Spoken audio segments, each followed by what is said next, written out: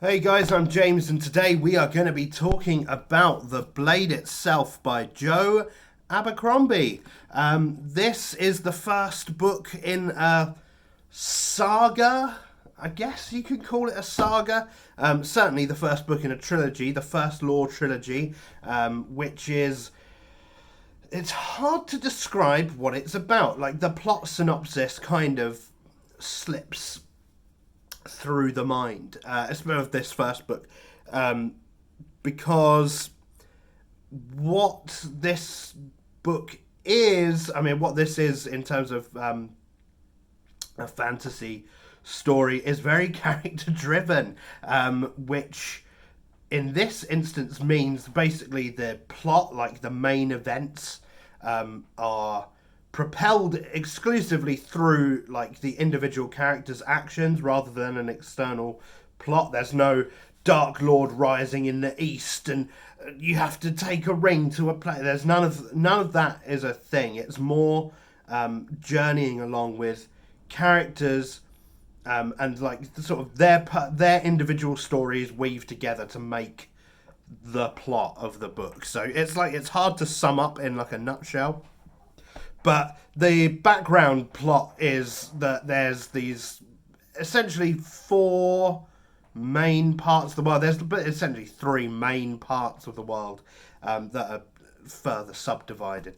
But there are these three main parts of the world. There's the North, the Union, which is the middle bit, and the South, which is like an empire on its own. And the story that unfolds in the background is about how these three nations sort of conflict with each other and start brewing towards a war situation. Especially, like, for the most part of this book, between the North and the Union. The Union is like this. I'd say it's sort of late Middle Ages, going into like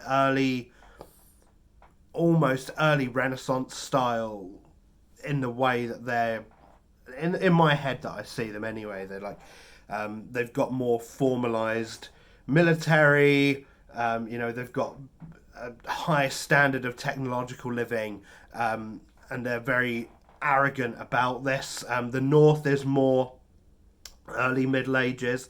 They're a lot more tribal, clan based, still warring with each other and not quite getting together like a unified country. It's more of like the North is a place, and the Union is like a solidified country, and the North is like just a place where different factions war. And the South is kind of like the Ottoman. It's almost like a Ottoman Empire-y, like a mix of those kind of things, like a yeah, it's an interesting setting, and that's one of the things that really kind of sticks out for me with this book is like the different countries, like the different regions, have very different perspectives on each other. So it's one of those things where the different cultures come through very clearly on the page. It's not something like, say, I don't know, like Game of Thrones is the easiest example to pull from, because basically everybody knows it now. But similarly, like The Witcher, it's my usual go-to. Like, it's not like that where pretty much every place has the same sort of feeling because they're all part of the same continent. You know what I mean? Like, there's very clearly defined, like the North is very different to the Union is very different to the South. So you get a lot of that, and you get a lot of different perspectives. But I think one of the brilliant things, obviously, is the character work. Like, the character work is just very top tier, in this book, in particular, and hopefully the rest of the series too. But in this particular story, one of the interesting things is how a lot of this plot, a lot of the story, seems to fall underneath. It seems to slip by not just the reader but the characters, because we see this story through the lens of about 4 or 5 different main characters, like POV characters, maybe even 6. So we see the story through a lot of different characters' POVs, and all of the different characters are very self-absorbed, because Joe Abercrombie, if you are not aware, is known as like the Lord of grim dark fiction or whatever. So all of his characters, generally speaking, are morally grey, leaning towards being bad people for the most part. These are not like heroic characters. They are characters that are very flawed individuals, and I think the story is trying to explore the idea of these broken people living in this broken world.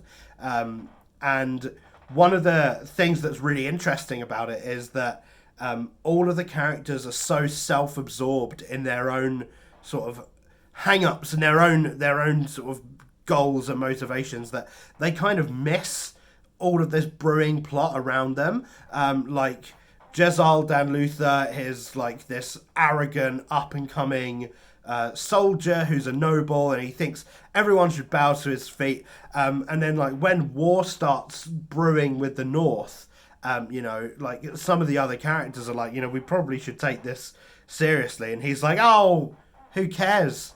It'll be over by winter, and I'm just gonna. But what am I gonna do about my situation? Because I want glory.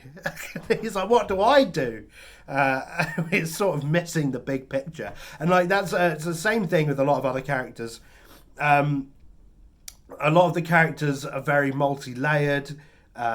They're very entertaining to read about, and that's sort of when people hear, oh my god, like a story is grimdark, like, oh, I don't know if I'm going to be able to read it because is it going to be too much for me? I would say that a good grimdark author will never take it too far.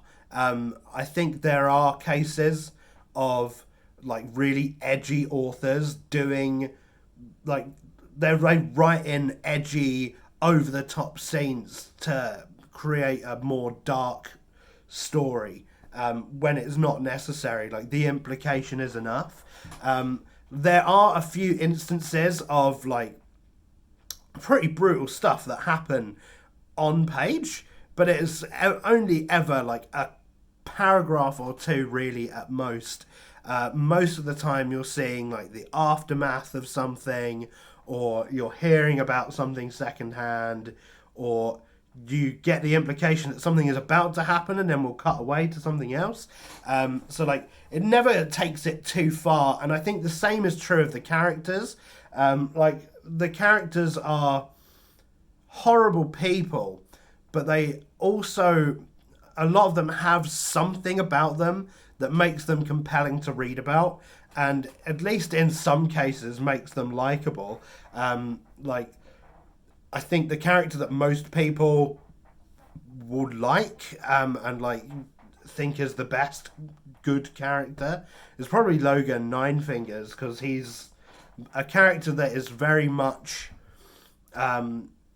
he's a more contemplative character. He's more self-aware of himself and the bad things that he does than other characters who are more blind to their own failures.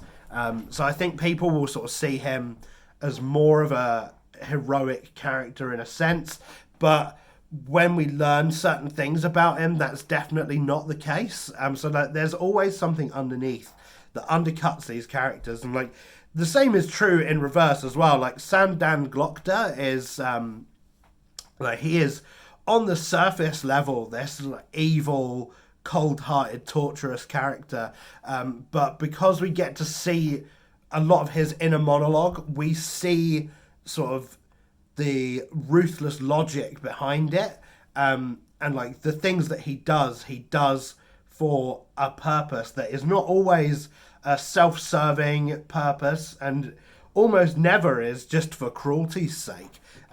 He does the things that he does for a purpose that he believes is for a greater good. So it's very interesting. Like, the character work is superb. Joe Abercrombie has a really easy to read writing style as well. Like, I've been struggling a lot with reading recently a lot of books that have just gotten bogged down in these tedious, overdrawn writing styles, and I think there's something very proficient about the way Abercrombie writes, and there's something very lean about it. Like, we don't get these tons of superfluous information. We mainly get to just focus on the story and the characters and work out the rest on our own, which is great. This story does have some action.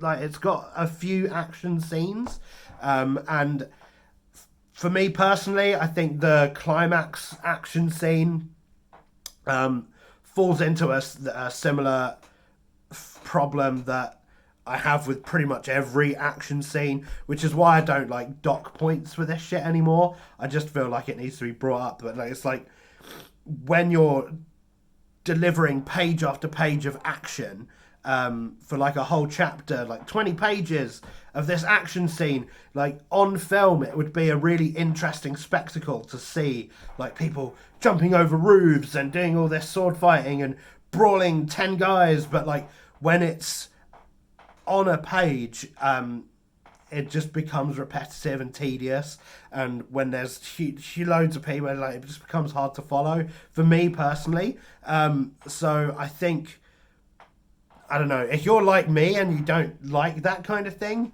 that bit will probably make you go, oh, okay, but the rest of it more than makes up for it. Like, it's very interesting, very detached from any sort of fantasy tropes, really. Like, we don't see a huge amount of fantasy tropes, and when we do see them, they're subverted. So it's a very unique kind of fantasy read.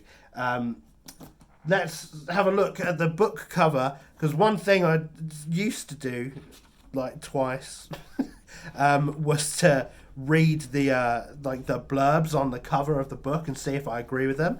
And this one only has one, and it's from George R.R. Martin himself. He says, Joe Abercrombie is terrific.